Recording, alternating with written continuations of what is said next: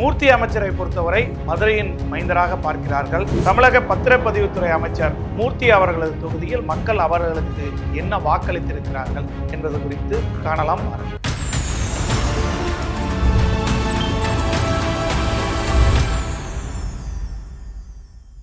மக்களுக்கு சொல்றதும் சரி சொல்லாததும் சரி அதிக அளவுல இன்னைக்கு பணிகள் பண்ணிட்டு இருக்காங்க. பத்திரப்பதிவுல எவ்வளவு சாதனை பண்ணியிருக்காரு. 4 ஆண்டுகளா அவர் கார்ல வர்றாரு போறாரு, அதான் பார்த்துருக்கோம்.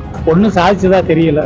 4 ஆண்டுகளில் சாதிச்சது எங்களுக்கு ஒன்றும் தெரியல. ஆனா மூர்த்தியே பதில் சொன்னாதான் தெரியும். மாவட்டத்தை சேர்ந்த அமைச்சர் சாதிச்சது அதிகம். என்ன அதிகம் அப்படின்னு கேட்டீங்கன்னா கஞ்சா விற்பனை. அவங்க ட்ரெயின் அங்கங்க இடிச்சு போட்டு கீழே ஆக்சிடென்ட் ஆகி பெரியாஸ்பத்திரியில மக்கள் நிறைஞ்சதுதான் அவரோட சாதனை. அனைத்து விஷயங்களுமே நிறைவேற்றிக்கிட்டே இருக்கு. அதுல 100% சாதனைக்கு போய்கிட்டு இருக்காங்க. இன்னைக்கு எந்த ஒரு வாக்குறுதியும் கொடுக்கவும் இல்லை, நடக்கவும் இல்லை. சாராய கடை மூடுன்னு சொன்னாங்க, இன்னும் மேற்கொண்டு தான் குடிக்கிட்டு இருக்காங்க, நிறைவேற்றி இருக்காங்க. இன்னும் ஆட்சி ஒன்றும் முடியல. அவங்களுக்கு கட்சி ஆளுக்கு தான் காசு வாங்கிட்டு வேலை கொடுக்குறாங்க தவிர மக்களுக்கு யாருமே வேலை கொடுக்குற மாதிரி யாருமே தெரியல. அவர் கட்சிக்காரர்கள் கிடைச்சிருக்கோம், மற்றவங்களுக்கு யாருக்கு கிடைச்சிருக்கான்னு தெரியல. 8 லட்சம் கொடு 10 லட்சம் கொடுன்னு சொல்லி பூரா லஞ்சத்துல தான் போய்க்கிருக்கு இந்த ஆட்சி. நிச்சயம் 100% மதிப்பெண் கொடுப்போம். அவருக்கு 100க்கு 0 தான் மதிப்பு கொடுக்கணும். மூர்த்தி மாதிரி எல்லா மினிஸ்டர் இருந்தாங்கன்னா மதுரை மாவட்டம் இல்லை, தமிழ்நாடு முழுவதும் நல்லா இருக்கும். 25 ஆண்டுகால கிங் ஊடக ஆளுமை. உங்கள் செய்தி உங்கள் ஊரின் வைரல் செய்தியாகவும் தமிழகத்தின் ட்ரெண்டிங் செய்தியாகவும் வெளியிட இணைந்திருங்கள். தமிழக முதல்வர் மு.க. ஸ்டாலின் அவர்களது திராவிட மாடல் ஆட்சி 4 ஆண்டுகளை கடந்து 5ஆம் ஆண்டில் அடியெடுத்து வைக்கிறது. முதல்வர் ஸ்டாலின் இந்தியாவுக்கு பல எடுத்துக்காட்டான திட்டங்களை வடிவமைத்திருந்தாலும் அதை செயல்படுத்துவதில் தமிழக அமைச்சர்கள் அவர்களது தொகுதியில் எந்த அளவுக்கு மக்கள் மனதை வென்றிருக்கிறார்கள் என்பது குறித்து நமது கிங் 316 சார்பில் அமைச்சர்களின் அவர்கள் சார்ந்த மாவட்டம் அவர்கள் சார்ந்த தொகுதியில் மக்கள் கருத்துக்களை பெறும் வேளையில் இறங்கினோம். நமது செய்தியாளர்கள் ஆங்காங்கே சேகரித்ததில் இன்று நாம் பார்க்க இருக்கும் அமைச்சர் பத்திரப்பதிவுத்துறை அமைச்சர் மூர்த்தி அமைச்சரை பொறுத்தவரை மதுரையின் மைந்தராக பார்க்கிறார்கள். அந்த வகையில் இன்று தமிழக பத்திரப்பதிவுத்துறை அமைச்சர் மூர்த்தி அவர்களது தொகுதியில் மக்கள் அவர்களுக்கு என்ன வாக்களித்திருக்கிறார்கள் என்பது குறித்து காணலாம். வாருங்கள். உங்கள் மாவட்டத்தை சேர்ந்த அமைச்சர் மூர்த்தி கடந்த 4 ஆண்டுகளில் சாதித்தது என்ன? 4 ஆண்டுகளில் சாதிச்சது எங்களுக்கு ஒன்றும் தெரியல. ஆனா மூர்த்தியே பதில் சொன்னாதான் தெரியும். அப்படி ஒரு சாதனையே நடக்கல இது வரைக்கும். மூர்த்தியார் அவர்கள் ஜல்லிக்கட்டுக்கு நிறையா செஞ்சுருக்காங்க. ஜல்லிக்கட்டு தெரிஞ்சது வரைக்கும் நல்ல ரீச்சில் இருக்காங்க ஜல்லிக்கட்டை பொறுத்தளவுக்கு. அதுபோல் பத்திரப்பதிவுத்துறை அமைச்சராக இருக்கிறாங்க. அது நல்லா தான் சிறப்பாக ஆட்சி பண்ணிக்கிருக்காங்க. 4 ஆண்டுகளா அவர் கார்ல வர்றாரு போறாரு, அதான் பார்த்துருக்கோம். ஒன்னும் சாதிச்சதா தெரியல. கலைஞர் நூலகம் எல்லாமே கட்டியிருக்காங்க. அப்புறம் ஜல்லிக்கட்டு அரங்கம் கட்டியிருக்காங்க. மக்களுக்கு சொல்றதும் சரி சொல்லாததும் சரி அதிக அளவுல இன்னைக்கு பணிகள் பண்ணிட்டு இருக்காங்க. அதனால மூர்த்தி மாதிரி எல்லா மினிஸ்டர் இருந்தாங்கன்னா மதுரை மாவட்டம் இல்லை, தமிழ்நாடு முழுவதும் நல்லா இருக்கும். இன்னைக்கு அவருக்கு ஒதுக்கப்பட்ட இலாக்கா பத்திரப்பதிவில் எவ்வளோ சாதனை பண்ணியிருக்காரு. இன்றைக்கி பார்த்தீங்கன்னா டோக்கன் ஒதுக்கீடு பத்திரப்பதிவில் அதிகமாக கொண்டு வந்தது சரித்திரம், பெரிய சரித்திரம். அதிகமான டோக்கன்கள் இன்றைக்கி கொடுத்துட்டு இன்றைக்கி பத்திரப்பதிவை பார்த்தீங்கன்னா ஒரு பெரிய பொருளாதாரத்தில் இன்னைக்கு தமிழ்நாடை பாதுகாக்கிற இடத்துல இன்னைக்கு பத்திரப்பதிவு நிற்கிது.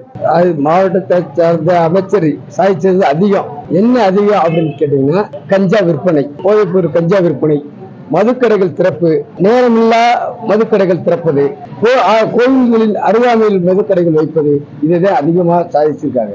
மாவட்ட அமைச்சர் மூர்த்தியும் பிடிஆர் சரி எதுவுமே வேலை பார்க்கலை. அவங்க வேலை பார்த்து எல்லாமே மக்கள் மத்தியில் அதிருப்தி தான் இருக்கு. நாங்களும் அவங்க தொகுதியில தான் இருக்கோம். அது வரைக்கும் அமைச்சர் மூர்த்தின்னா யாருன்னு தெரியாம தான் இருந்துச்சு.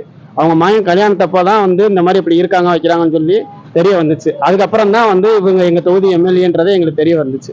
அப்போல மேம்பாலம் போட்டிருக்காப்புல, மேலப்பாளையம் மேம்பாலம் போட்டிருக்காப்புல, கோடிப்பாளையம் மேம்பாலம் போட்டிருக்காப்புல, இதெல்லாம் கொஞ்சம் நல்ல திட்டம் பண்ணியிருக்காங்க. சாத்துன்னு சொன்னால் ஒன்றும் சொல்கிற அளவுக்கு இல்லை. இப்போ பார்த்தீங்கன்னா அந்த 2 பாலம் கட்டியிருக்காங்க. அந்த பாலத்தை பார்த்தீங்கன்னா அது இன்னும் ஸ்லோவாக இருக்குது. மேலமடையும் இப்போ கோரிப்பாளையத்தை கட்டுறது கொஞ்சம் ஸ்லோவாக இருக்குது. அதனால போக்குவரத்து நெரிசல் மக்கள் காலையில் எழுந்திரிச்சு அந்த ஆஃபீஸ் போகிற டைமில் ரொம்ப இதாக இருக்குது. உங்கள் மாவட்டத்தை சேர்ந்த அமைச்சர் கடந்த 4 ஆண்டுகளில் கொண்டு வந்த மிகப்பெரிய திட்டம் எந்த திட்டமும் வரலையே, வந்தா தானே சொல்றது. திட்டம் அவங்க ட்ரெயின் அங்கங்க இடிச்சு போட்டு கீழே ஆக்சிடென்ட் ஆகி பெரியாஸ்பத்திரியில மக்கள் நிறைஞ்சதுதான் சாதனை, அவரோட சாதனை. அப்படி ஒன்றும் கொண்டு வந்த மாதிரி தெரியலை நம்மளுக்கு. மிகப்பெரிய திட்டம்லாம் ஒன்றும் அவங்க பண்ண மாதிரி தெரியல. மிகப்பெரிய திட்டம் சொல்ல எதுவுமே இல்லையே. சொல்றாங்க மெட்ரோ பாலம், மெட்ரோ திட்டம் உடனே சொன்னாங்க. அந்த பாலங்கள், கோரி பாலங்கள் ரொம்ப சுலபமாக நடக்குது, எந்த வேலையுமே நடக்கல. இது வரைக்கும் எதுவும் அவங்க சொன்ன வாக்குறுதியே பெருசா ரீச் ஆகல, மக்களுக்கு ரீச் ஆகல. இது வரைக்கும் எதுவும் செஞ்சதும் இல்ல, எங்களை இது வரைக்கும் நேர்ல பார்த்ததும் இல்ல. நம்ம கலைஞர் நூலகம் திறந்திருக்காங்க, அது பெரிய திட்டம். அதுதான் 4 ஆண்டு திட்டத்துல பூஜ்ஜியம்னு சொல்லணும். நீ ஜல்லிக்கட்டு விஷயமா இருக்கட்டும், அதே போல் எங்களுக்கு இப்போ இது பாலங்கள் இருக்கட்டும், மிகப்பெரிய பாலங்கள்லாம் இன்றைக்கி நல்லபடியாக கட்டி முடிச்சுக்கிட்டு இருக்காங்க. இப்போ நத்தம் பாலம்லாம் உங்களுக்கு ஒரு பெரிய ரெக்கார்டு. அந்த பாலம்லாம் எவ்வளோ மிகப்பெரிய ஒரு பாலம். அதே போல் எங்களுக்கு பார்த்தீங்கன்னா நூலகம், இன்றைக்கி கலைஞர் நூலகம்னு சொல்லி எவ்வளோ பெரிய ஆசியாவிலே மிகப்பெரிய நூலகமாக இன்றைக்கி அது விளங்கிட்டு இருக்குது. அவ்வளோ பெரிய விஷயங்கள்லாம் என்ன சாதிக்கிட்டு இருக்காங்க. இது போக இப்போ பார்த்தீங்கன்னா மதுரை நீதிமன்றத்தை இன்றைக்கி கட்டிக்கிட்டு இருக்காங்க. அதாவது ஹைகோர்ட்டில் என்ன வசதி இருக்கோ அது போல் டிஸ்ட்ரிக்ட் கோர்ட்டில் இன்றைக்கி அதிகமாக வசதி இருக்கணும்னு நோக்கத்தில் இன்றைக்கி கட்டப்பட்டுக்கிட்டு இருக்கு. ஹைஜீனிக்காக இருக்குது. தேர்தல் வாக்குறுதிகளை நிறைவேற்றிருக்காரு, அப்படி ஒன்றும் செய்யலாங்க. ஆமாம், நிச்சயம் பெண்களுக்காக இலவச பஸ் திட்டம்ன்றது, காலை உணவு திட்டங்கிறது, அதே போல் மகளிருக்கான 1000 ரூபாய் திட்டம், அனைத்து விஷயங்களுமே நிறைவேற்றிக்கிட்டே இருக்கு. அதுல 100% சாதனைக்கு போய்கிட்டு இருக்காங்க. இன்னைக்கு தேர்தல் வாக்குறுதி ஒன்றும் பண்ணல. ஃபுல்லா ஏரியாக்குள்ள ஃபுல்லா எல்லா பக்கமே சாக்கடை ஓடுது. வீடு உள்ள சாக்கடையை மீச்சு தான் வீட்டுக்குள்ள போகணும். நல்லா நோய் எல்லாத்துக்கும் பிள்ளைகளுக்கு ஃபுல்லா நோய் வந்துடும். இப்ப வேகமாவே வந்துடும். நிறைவேற்றிருக்காங்க. இன்னும் ஆட்சி ஒன்றும் முடியல, உங்களுக்கு இன்னும் 1 வருஷம் இருக்கு. அதுல கண்டிப்பான முறையில முடிச்சிருவாங்க. ஒன்னும் வாக்குறுதி பெருசா கொடுத்துருக்காங்க, ஆனா நிறைவேற்றினது ஒன்றும் கிடையாது. வாக்குறுதி கொடுத்ததோட அவ்வளவுதான் சொல்லிட்டு போனவங்க தான். இது வரைக்கும் எந்த வாக்குறுதி நிறைவேறல. தேர்தல் வாக்குறுதி யாரும் நிறைவேற்றுறதில்ல. இவங்க சொன்னதோட அவ்வளோதான், யாரும் நிறைவேற்றின மாதிரி தெரியல. தேர்தல் வாக்குறுதி எதுவுமே சொல்ற மாதிரி செய்யலையே. சாராய கடை மூடுன்னு சொன்னாங்க, இன்னும் மேற்கொண்டு தான் கூட்டிக்கிட்டு இருக்காங்க. அதுக்கு குறைக்கல. இப்படி எதுவுமே இது வரைக்கும் நடக்கலைன்னு சொல்ல வரோம். எந்த ஒரு வாக்குறுதியும் கொடுக்கவும் இல்லை, நடக்கவும் இல்லை. சொன்னதோட சரி, அந்த எலெக்ஷன் டயத்துல சொன்னதோட சரி. அதுக்கப்புறம் இன்ன வரைக்கும் எதுவுமே நடக்கல. உங்க மாவட்டத்தை சேர்ந்தவர்களுக்கு புதிதாக வேலை வாய்ப்பு கிடைச்சிருக்கா? இல்ல, அப்படி எதுவும் நடக்கல. மாவட்டத்துல எதுவுமே நடக்கல. வேலை வாய்ப்பு வழங்கியிருக்காங்க, வேலை வாய்ப்பு வழங்கியிருக்காங்க, வேலை வாய்ப்பு கிடைச்சிருக்கு. அவங்க கட்சிக்காரங்களுக்கு கிடைச்சிருக்கோம், மற்றவங்களுக்கு யாருக்கு கிடைச்சிருக்கான்னு தெரியல. வேலை வாய்ப்பெல்லாம் இல்லை. இளைஞர்கள் ஃபுல்லா குடிச்சிட்டு வேலை இல்லைன்னு குடிச்சிட்டு ஏரியாக்களை சுத்திட்டு இருக்கானுங்க. செயின் அறுப்பு, சொந்தத்துக்குள்ளே வீட்டில் திருடுறது, எல்லா வேலையும் பார்க்குறாங்க. இப்போ கட்சி ஆளுக்கு தான் காசு வாங்கிட்டு வேலை கொடுக்குறாங்க தவிர மக்களுக்கு யாருமே வேலை கொடுக்குற மாதிரி யாருமே தெரியல. வேலை வாய்ப்பு அடிப்படையில் எதுவும் இது பண்ணலை சார். ஊர்னா வேலை வாய்ப்பு அந்த இதுவே இப்போ முழுசாவே யாருக்கும் கிடைக்கல. அது போக இப்போ இந்த ஆட்சி வந்ததுக்கு அப்புறம் இந்த 3 வருஷமா எந்த ஒரு இதுவும் இல்லாமல் இருந்துச்சு. இப்போ கடைசியாக இப்போ ஒரு 6 மாசம் தான் அது இதுன்னு போட்டுக்கிட்டு இருக்காங்க. அதுவுமே பூராமே லஞ்சம் கேட்க ஆரம்பிச்சிட்டாங்க. 8 லட்சம் கொடு, 10 லட்சம் கொடுன்னு சொல்லி பூரா லஞ்சத்துல தான் போய்க்கு இருக்கு இந்த ஆட்சி ஆமா, கிடைக்கிறது.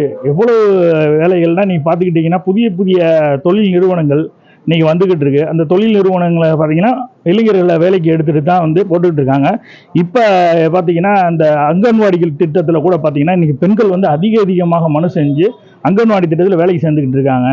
நிறைய விஷயங்கள் இன்னைக்கு வேலைக்கு இளைஞர்களுக்கும் பெண்களுக்கும் அதிக முக்கியத்துவம் கொடுக்கறது இந்த அரசு தான். உங்க மாவட்டத்தில் அடிப்படை வசதிகள் செய்யப்பட்டிருக்கா? எந்த அடிப்படை வசதி செய்ய தரல சார். அப்படி இது வரைக்கும் யாருமே அப்படி எதுவுமே செஞ்சதே கிடையாது. மதுரையை பொறுத்த அளவுக்கு எந்த நலத்திட்டம் எந்த இதுவுமே நடக்கல. அடிப்படை வசதி இல்ல. குடிய கொஞ்சமா குறைக்கிறேன்னு சொன்னாங்க. குடி கூட தான் செஞ்சிருக்கு. கொலை இதுதான் அதிகமாயிருக்கு. அடிப்படை வசதினா எதுவுமே பண்ணல. இன்னும் எந்த ஒரு அடிப்படை வசதியுமே இல்லை. மழை பெஞ்சா தண்ணி போறதுக்கு இது இல்லை. அடிப்படை வசதி கொஞ்சம் குறைவாக தான் இருக்கு. இல்ல, ரோடு கூட போடல, ஒரு வசதிகளும் செய்யல. கரண்ட் கட்டு இல்ல, அதே பெரிய அடிப்படை விஷயம் தான். நல்லபடியா பண்ணிட்டு இருக்காங்க. இதுக்கு முன்னாடியே 4-5 வருஷத்துக்கு முன்னாடி கரண்டே கட்டாகாம இருந்துச்சு போன ஆட்சிகள் எல்லாம். இப்ப இந்த ஆட்சியில இப்ப மறுபடியும் ஆரம்பிச்சுட்டாங்க. கரண்ட் ஓயாம கட் பண்றாங்க. இந்த வெயில் எல்லாம் மக்கள் தாங்க முடியல, ரொம்ப அவதிப்படுறோம். நைட்ல பூராமே கரண்ட் ஓயாம கட் பண்ணி போடுறாங்க. அப்படியே இருக்கு. கடந்த கால ஆட்சி காலத்துல எப்படி இருந்ததோ அப்படியே இருக்கு. சாலைகள் வசதி, பாதாள சாக்கடை வசதி எல்லாமே அப்படியே ஊழல் செய்து ஊழல் நடக்கிறது. உங்க மாவட்ட அமைச்சருக்கு நீங்க 100க்கு எவ்வளவு மதிப்பெண் கொடுப்பீங்க? நிச்சயம் 100% மதிப்பெண் கொடுப்போம். நாங்க 20 போடலாம். 70ல இருந்து 80 வரை கொடுக்கலாம். அவருக்கு 100க்கு 0 தான் மதிப்பு கொடுக்கணும். 100க்கு ஒரு 80 கொடுப்பான். இன்னும் ஒரு 40 மதிப்பெண் கொடுக்கலாம். ஒரு 20 கொடுக்கலாம். அவருக்கு ஒரு 11% கொடுக்கலாம் விரும்புறேன். ஒரு 75 மார்க் போடலாம். 50. 100க்கு வேலை பார்த்தா அவர் மதிப்பெண் போடுறதுக்கு தகுதி இல்லை.